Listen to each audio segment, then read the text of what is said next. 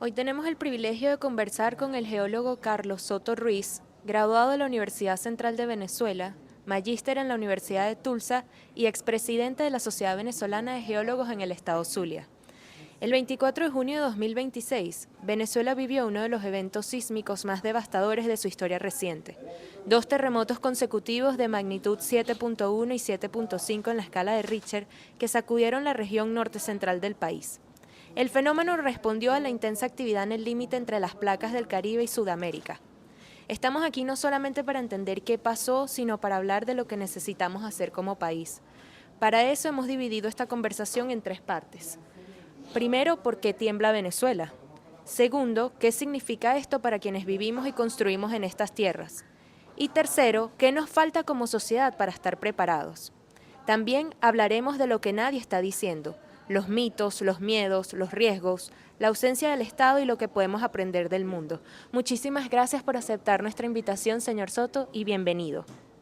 No, gracias a ustedes, muchísimas gracias a ustedes, Teresa. A ver, sabemos que Venezuela está en una de las zonas más activas del continente. Los terremotos de este 24 de junio no fueron una casualidad. Para empezar, ¿puede explicarnos qué está sucediendo en el subsuelo venezolano y qué placas tectónicas están en juego y por qué colisionaron? Con mucho gusto, con mucho gusto. Eh, en Venezuela estamos nosotros en una región sísmica, ¿no? Y el escenario lo conforman, el escenario tectónico sísmico lo conforman la placa del Caribe, la placa de Sudamérica, todas las montañas que tenemos al frente con sus fallas todo el escenario de fallas que tenemos que nos rodea. Yo hago algunos símiles, ¿no? La Tierra, bueno, es una belleza, es nuestro planeta. Tiene piel, la Tierra tiene piel. Así como nosotros tenemos piel, le voy a hablar más o menos en términos del primer video. Una cosa muy sencilla para entenderlo claramente. La piel nuestra nos cubre todo el organismo, todo, absolutamente todo, sin ninguna interrupción, es continua. La piel de la Tierra es la corteza. Ustedes han escuchado lo que es la corteza. La corteza es donde estamos ahorita, la corteza terrestre. Y debajo en los océanos está la corteza oceánica. Pero es la corteza lo que cubre a la Tierra. Pero no es continua. Esa piel de la Tierra no es continua como es la piel nuestra, sin interrupciones. No, la piel de la Tierra, de nuestro planeta, está conformada, esa estructura, con placas. Placas independientes unas de otras, placas con su propia vida. Entonces, es la diferencia. Estas placas se mueven, estas placas se desplazan sobre otra superficie que se llama el manto, que está por debajo de la corteza. Es como una pista de hielo, pero ahí no hay hielo, sino mucha temperatura. Pero nuestras placas tectónicas, que así se llaman, que son 20, que cubren toda la Tierra, todo nuestro planeta, se deslizan por gravedad, se mueven. Entonces esa es la piel de la Tierra, una piel activa, no como la nuestra, que nuestra epidermis está allí inactiva. Pero bueno, chévere, está allí nuestra epidermis. Esa es la epidermis de la Tierra, la corteza. Aquí viene entonces el asunto, ¿no? Estas placas se mueven entre sí, hay veces se separan, hay veces se acercan. Y hubo una placa que se llama la placa del Caribe, que es la que está, digamos, conformando nuestro escenario sísmico, ¿no? Esa placa se movió en dirección hacia la placa de Sudamérica, que estaba tranquilita allí. La placa de Sudamérica estaba ahí tranquila, y de repente ve que se le viene encima la placa del Caribe. ¿Qué es esto? Digo, la placa. Bueno, esta placa del Caribe, que es mucho más pequeña, porque la placa de Sudamérica es una placa que va desde del norte donde estamos nosotros hasta Chile, por allá en el sur. Es un tamaño comparado con la placa del Caribe, que es mucho más pequeña. Sin embargo, la placa del Caribe decidió enfrentarse y abordar la placa de Sudamérica, y entonces en un movimiento que se llama subducción, se metió por debajo de la placa de Sudamérica. En el borde, en el norte de la placa de Sudamérica, allí entra, al norte de la placa de Sudamérica, allí entra la placa del Caribe. y el escenario se llama subducción, pero el encuentro se llama colisión. O sea, cuando uno dice colisión es porque hay choque. Ese suceso dio lugar a esa colisión de placas. La colisión está, la placa del Caribe haciendo esfuerzos de compresión por debajo de la placa de Sudamérica. Eso dio lugar al levantamiento de las cordilleras. Entonces, en nuestro país, en Venezuela, tenemos la serranía del interior hacia el este, tenemos la cordillera de la costa en la parte central y la cordillera andina. Todas esas montañas fueron levantadas por esta colisión de estas dos placas. ¿Cuándo sucedió? Antiercito, hace 90 millones de años, en el Cretáceo. Ahí hubo este suceso, ¿no? Todavía no existía la especie humana, o sea que no podemos tener testigos presenciales, pues no existíamos. Ese evento dio lugar a una cantidad de fallas, porque cuando se levantan las montañas, se levantan las rocas que estaban allí en la placa de Sudamérica, que estaban en una posición horizontal, tranquilas, pero cuando se levantan como montañas, con el esfuerzo de compresión, se fracturan. Pero también hay otro escenario casi simultáneo con esta compresión, con este esfuerzo de compresión de la placa del Caribe contra la placa de Sudamérica. Y es que también hubo casi simultáneamente otro esfuerzo, porque la placa del Caribe se desplaza hacia el este. No está frontal, que sería realmente lo que se llama la subducción, sino que se desplaza hacia el este. Al desplazarse hacia el este, por debajo de la placa de Sudamérica, pues la rompe también y crea otro sistema de fallas distintos. Ya no son fallas de origen compresional, sino son fallas de movimientos horizontales. Así se mueve la placa del Caribe debajo de la placa de Sudamérica en forma horizontal y crea las fallas de rumbo, de desplazamiento. Así nosotros la identificamos. Rumbo porque es el rumbo de la placa del Caribe como se va moviendo, y deslizamiento porque se deslizan, las rocas se rompen, se parten, hay una grieta entre esos bloques de rocas que quedan partidos, que quedan separados, y allí, digamos, en relación a esa fractura, esa grieta, que los geólogos le llamamos plano de falla, allí hay este movimiento de desplazamiento, un bloque de rocas hacia el este y otro hacia el oeste.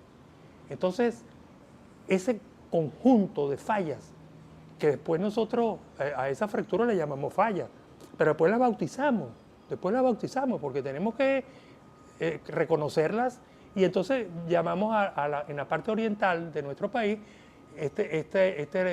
esta falla de rumbo deslizante la llamamos la falla del Pilar, que ustedes me imagino que han escuchado, que ha causado terremotos en la parte de oriente, ¿no? En el centro de nuestro país, frente a la cordillera de la costa, bueno, allá tenemos la serranía del interior, las montañas que se levantaron, esa es la serranía del interior. Aquí tenemos la cordillera de la costa, aquí tenemos la falla de San Sebastián, con el mismo mecanismo de creación, ¿no? El deslizamiento horizontal. Y si nos vamos hacia el oeste, vamos a encontrar la falla de Boconó, que sigue hacia el oeste, pero se desvía hacia el suroeste por los Andes venezolanos. Bueno, ese es el escenario tectónico y de falla. Claro, hay otra falla muy importante en el estado Zulia, que es la falla de Oca. Pero realmente nuestro escenario aquí en Caracas y en toda esta zona de la costa, nuestro escenario, nuestro hogar tectónico gira alrededor de la placa del Caribe, la placa de Sudamérica, y esas dos placas siguen en contacto. No es que la placa del Caribe se fue, no, sigue allí debajo de la placa de Sudamérica, presionando todavía, presionando. Se puede llamar eso transpresión porque hay movimiento horizontal y hay presión. Bueno, sigue allí, y eso crea el límite entre la placa del Caribe y la placa de Sudamérica. Ese es nuestro escenario, ese es nuestro hogar. Entonces, sabemos que vivimos de acuerdo a estos resultados de la ocurrencia de la placa del Caribe. Vivimos en una región sísmica y nosotros tenemos que convivir, así como sabemos cuando entramos a nuestra casa dónde están las cosas, tenemos que saber también que estamos en un sitio, tenemos que saber dónde están las placas, dónde están las fallas y todas estas cosas. Eso es nuestro hogar, un hogar sísmico. Eso es, digamos, el escenario de cómo se dieron las condiciones para que se dieran los terremotos o el terremoto o como se llame. Esa presión, ese contacto va creando mucha acumulación de energía. Esa acumulación de energía es lo que nos lleva en un momento dado, en cualquier sitio de este escenario, desde la falla del Pilar hasta la falla de Boconó, ese escenario tectónico, sísmico, en cualquier momento, en cualquier sitio de ese escenario, de ese escenario tectónico, podemos tener un exceso de energía en alguno de esos puntos. Y ese exceso de energía llega un momento que tiene que liberarse.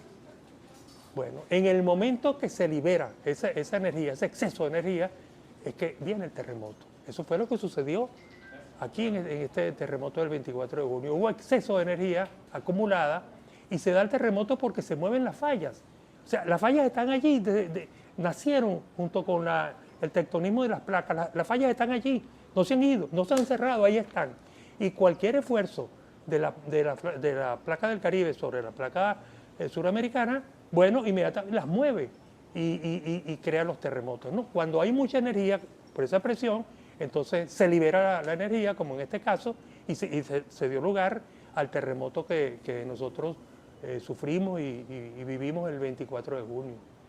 En cuanto a si el terremoto es un doble terremoto o un terremoto único, en este momento hay mucha investigación, porque resulta que en este caso no todos están de acuerdo en que haya sido un doble terremoto o en que haya sido un solo terremoto. Entonces hay que estudiar exactamente mucho más, falta mucho, están iniciando los estudios, y entonces al final, en algún momento, nosotros tendremos la información de qué se trató. Estamos hablando de sismos de 7.5, 7.1, las réplicas son de magnitud mucho menor, son de 4, puede ser de 5 en la escala de Richter, puede ser de 3, ayer hubo uno de 4, pero nosotros los seres humanos prácticamente no lo sentimos. No somos muy sensibles a los movimientos sísmicos hasta que sea más o menos de 6 en adelante, pero hasta los de 5 quizás lo podemos sentir, pero la mayor parte de estas réplicas no las vamos a sentir, pero ahí están. ¿Y qué está sucediendo? Está sucediendo que la energía acumulada se está disipando. Y eso es maravilloso, eso es una tronco de noticias que nos da la tectónica a nosotros y la sísmica. Aquí estamos, dicen nuestras fallas, aquí estamos, disipando la energía remanente hasta que llegue un momento en que esa energía desaparezca y se acabaron las réplicas. Entonces, mucha gente que me preguntaba, sí, pero ¿cuándo viene el otro? Porque escuché decir que dentro de 15 días. Entonces, bueno, yo les puedo decir aquí con propiedad que la estadística y la historia de tectónica en el mundo y los terremotos no indica que eso no sucede. Para que vuelva a suceder un terremoto en Venezuela, en Caracas, no es predecible. Se está estudiando mucho para llegar a poder opinar sobre eso, alguna conclusión, pero no es predecible. El último terremoto en Caracas fue hace 59 años, en julio del 1967. Entonces, bueno, 59 años han pasado. ¿Cuándo viene el próximo? Impredecible. Pueden ser 60, pueden ser 80 millones de años, pueden ser 100, puede ser al final de este siglo, perfectamente, pero no sabemos. Lo que sí tenemos que hacer es prepararnos, eso sí, tenemos tiempo para prepararnos y para saber que vivimos en un hogar sísmico. Esto es una belleza. Esto es una belleza donde vivimos nosotros. Estas montañas son bellísimas. La gente va de vacaciones es a los Andes, a las montañas. Bellísimo nuestro hogar. Pero tenemos que saber que tenemos que cuidarnos. ¿Por qué? Porque estos eventos son normales. La Tierra va a seguir dando lugar a estos eventos.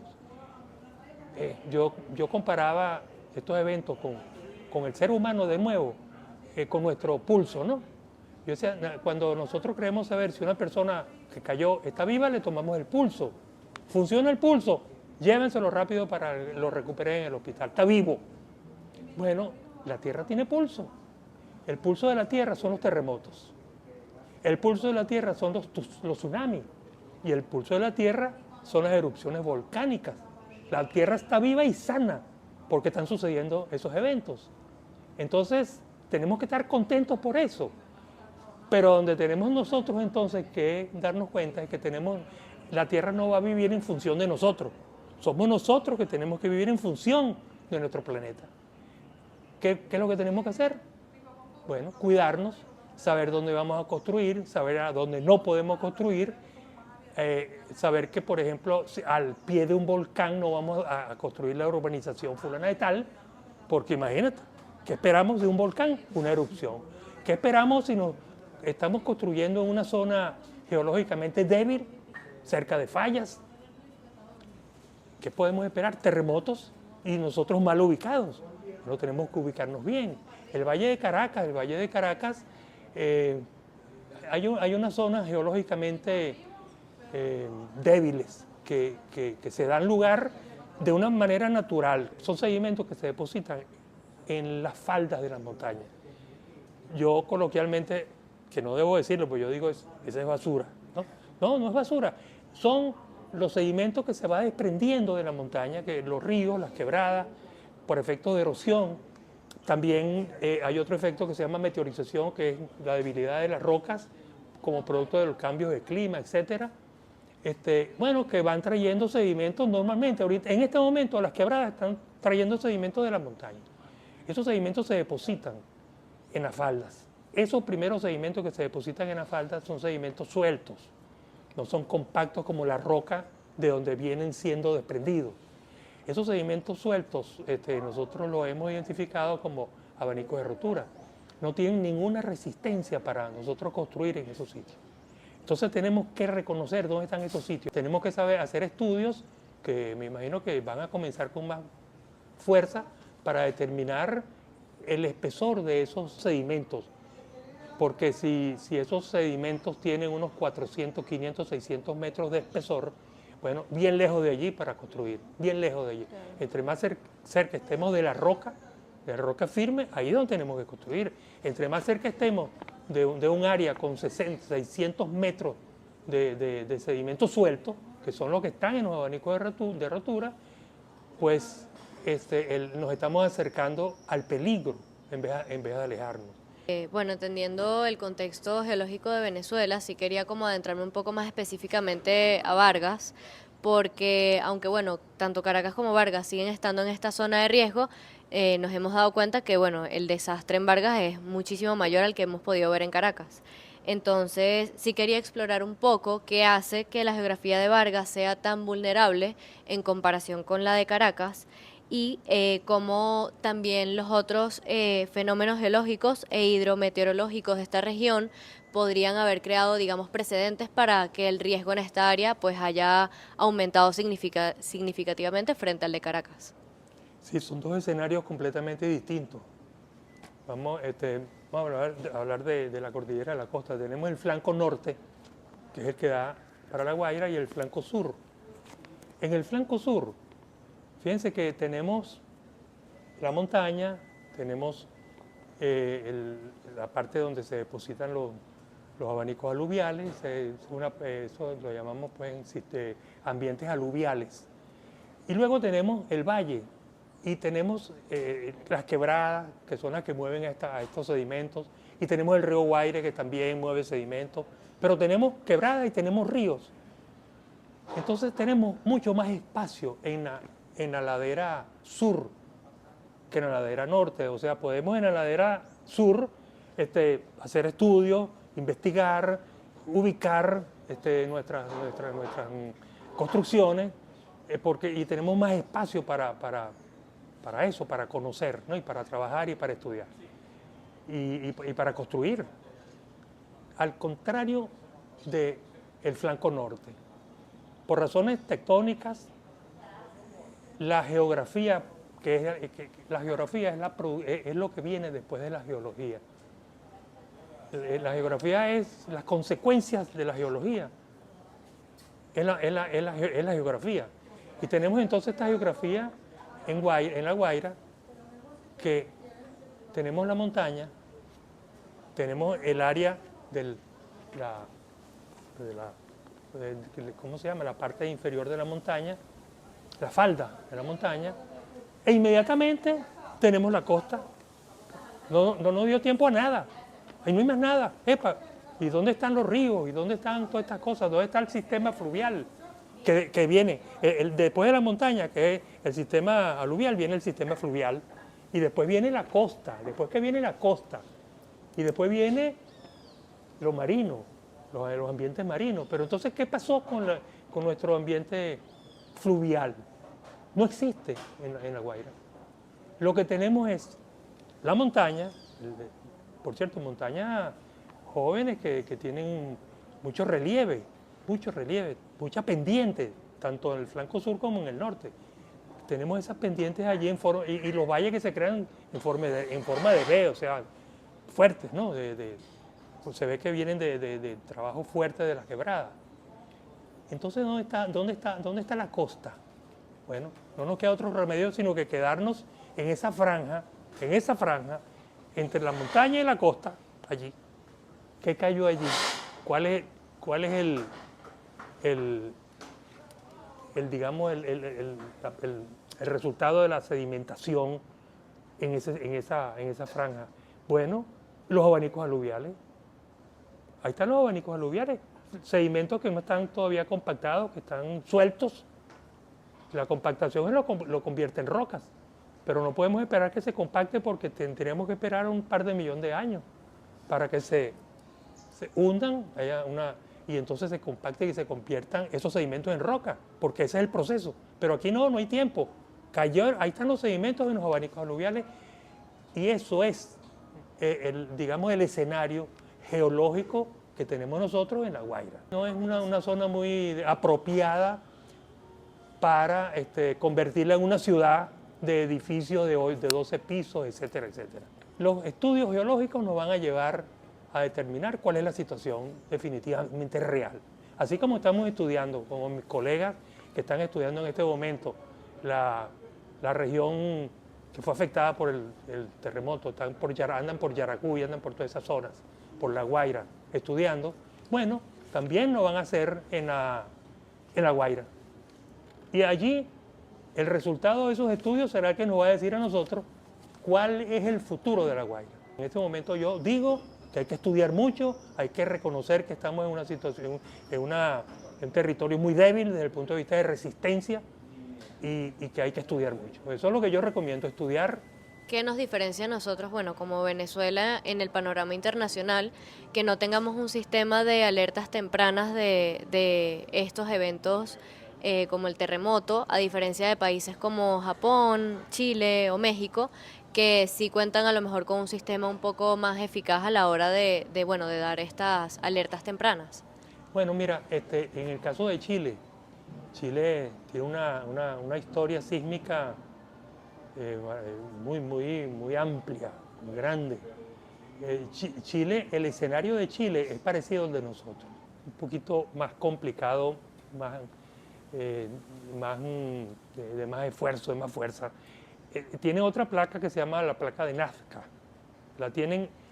Esta placa se mueve por debajo de Sudamérica, en el oeste de la placa de Sudamérica, y ha levantado toda la cordillera andina que viene desde Colombia hasta el sur de Chile, la Patagonia que llaman. Toda esa cordillera andina es producto del esfuerzo tectónico de la placa de Nazca en relación a la placa de Sudamérica.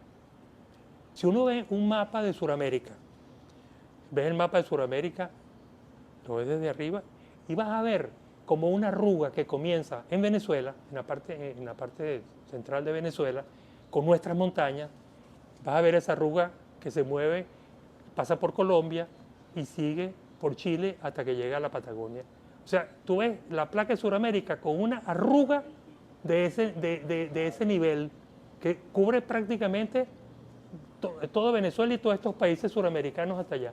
Entonces, después que ves hacia la parte este, ves que ya ahí están más plano, pues, la superficie de la placa de Sudamérica. Ellos tienen más, creo yo, que tienen más protección desde el punto de vista civil, o sea, tienen más yo diría que tienen un poco más de cultura sísmica que nosotros, pero es por eso, porque han sufrido más, han sufrido mucho más que nosotros. Allá los terremotos son más frecuentes que en nosotros, que en Venezuela. Entonces, ese es el escenario que yo les puedo hablar porque son mis vecinos. Bueno, señor Soto, usted acaba de introducir un tema que teníamos como parte del cierre de la entrevista en cuanto a la reflexión sobre la cultura sísmica o poca cultura sísmica que tenemos los venezolanos, ¿no?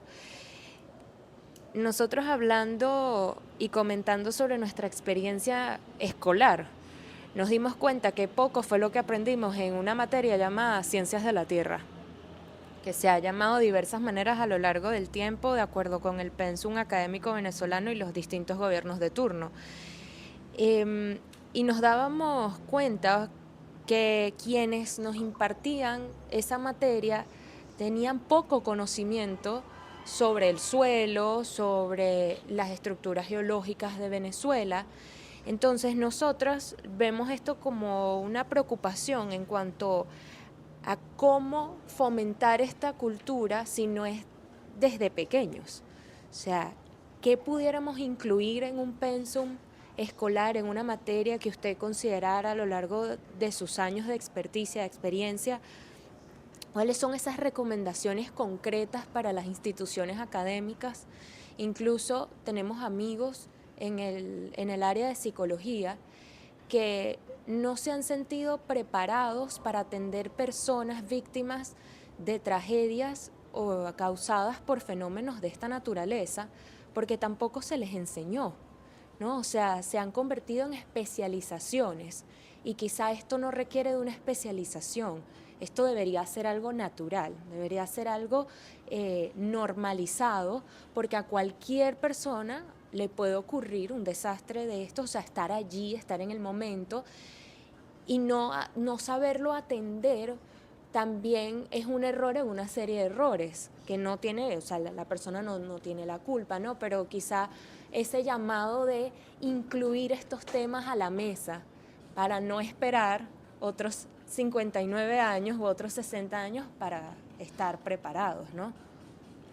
Me encanta tu pregunta, me encanta tu pregunta. Vamos a ver cómo lo enfrento. Pero te voy a decir que por experiencia propia, el 24, después del 24, me di cuenta de esa falta de información. Cuando me encontraba a mis amigos, a mi familia, a mis vecinos asustados por la réplica. Entonces me di cuenta que, bueno, tenía yo que entonces convertirme, lo hice porque algo que me salió de mi alma. Yo dije, tengo que ayudar a calmar a la gente de que no se asusten, que todo está sucediendo como debe ser. Las réplicas son maravillosas para nosotros, pero me di cuenta que no hay mucha cultura sísmica. Ciencia de la Tierra se dictaba en bachillerato, se dicta en bachillerato, una materia. O sea que mientras usted estudia, nosotros estudiamos 6 años de primaria y 5 años y después la universidad, 20 años estudiando, y en ese periodo de tiempo vimos en un momentico, vimos Ciencia de la Tierra. Eso no es nada. Para vivir en un país como el de nosotros, que es un país sísmico, que es nuestro hogar. Tenemos que entender que este es nuestro hogar. Y es sísmico. Entonces tenemos que andar caminando sabiendo dónde caminamos, dónde estamos. Pero eso se trata de una cultura. Eso no es que a nosotros nos van a meter eso como en la cabeza en un momento dado. Mira, esto es así, así, así, asado. No, eso tiene que ser una cultura. No tenemos realmente, digamos, un programa para formarnos a nosotros desde pequeños en esta cultura. No lo tenemos, pero estamos en el momento preciso, estamos a tiempo. Todavía a nuestra tierra, que mira, nuestra tierra nació con el sistema solar. Te voy a dar una cifra redondeándola, 4.500 millones de años. Y se condensó, era gaseosa, se condensó y entonces hace 3.500 millones de años nacieron las rocas en nuestro planeta. ¿Cuánto le queda de vida a nuestra Tierra? Mira, de repente le quedan otros 3.500 millones de años. Mientras el Sol está alumbrando, ahí estamos nosotros, tranquilos. Entonces tenemos tiempo suficiente para nosotros crear una cultura sísmica incluyendo a nuestros niños de preescolar. Bueno, lo último que queríamos sí aprovecharlo acá, bueno, es para llevar un poco de calma, digamos, a las personas que tienen estas preocupaciones a raíz de, bueno, de todo el evento traumático que, bueno, ha sido para las personas vivir este terremoto. Nos hicieron varias preguntas. Una, bueno, es las réplicas. Muchas personas tienen una preocupación de que se repita un terremoto de una magnitud de 7 o de más. Exacto, mi intervención con ustedes y en todas partes donde estoy no es catastrófica. Yo no opino catastróficamente. Las réplicas son maravillosas. Bienvenida a las réplicas. Yo adoro las réplicas. Claro, están disolviendo, eliminando la energía que queda por ahí remanente. Entonces eso es maravilloso para nosotros. Ya cuando cesen las réplicas, pues llega otra vez a nuestra vida normal. Otra, digamos, preocupación que he visto bastante en las redes sociales, sobre todo los momentos justo después del terremoto, es el tema de la alerta de tsunami. ¿Es posible? ¿Es factible? No entra, digamos, dentro de las características que puedan pasar en un ambiente como el territorio venezolano. ¿Cuál es, digamos, el panorama respecto a una alerta de tsunami o la posibilidad de? Descartado, no tenemos nosotros ninguna característica. Las características las pudiera tener otros países, pero no quiero mencionarlos tampoco, pero otros países sí hay, cuando las placas se unen en forma de compresión, mucha fuerza, en lo que se llama la subducción, allí sí hay posibilidades de tsunami, pero nosotros tenemos una subducción pero no de tanta energía, más que todo tenemos estas fallas que se mueven horizontalmente, o sea que nosotros no tenemos un escenario para tsunami, definitivamente no. Como para cerrar de estas preguntas, quería saber cómo podría ser el panorama de consecuencias a nivel internacional. Por ejemplo, vimos que en Trinidad y Tobago se causó una gran muerte de animales a raíz del movimiento de las placas en nuestro país. Entonces quisiera saber más o menos, bueno, la explicación, digamos, teórica de estos riesgos que surgen a raíz del movimiento y la liberación de energía de las placas en nuestro territorio. Yo creo que, yo no sé, eso es noticia de que hubo muerte de animales en Trinidad y Tobago. En mi opinión, eso no tiene nada que ver con nuestra tectónica, en absoluto. Y nuestros animalitos, los que perdieron su vida, bueno, fue por el terremoto. Nuestros animalitos sí estaban en los edificios, eso sí, pero no veo ninguna relación entre lo que le sucedió a esos animalitos en Trinidad y Tobago con nuestra tectónica, y no tiene absolutamente nada. Hoy el geólogo Carlos Soto Ruiz nos ha recordado que no basta con saber que tiembla. Hay que entender por qué tiembla. Hay que prepararse, hay que educar, hay que construir bien y hay que cuidar a quienes quedan en pie, sobre todo nuestros más pequeños. La prevención no es una opción, es la única forma de ganarle al desastre. Muchísimas gracias, señor Soto, por acompañarnos el día de hoy, por compartir su conocimiento. Y desde Archivo Abierto seguiremos documentando, seguiremos tratando de ayudar a quienes lo necesitan. Seguiremos preguntando y seguiremos siendo una pequeña parte del sostén de la sociedad civil que está preocupada por prepararse para evitar que esto vuelva a ocurrir. Muchas gracias. Para mí un honor estar con ustedes, y colaborar de alguna manera con nuestro país.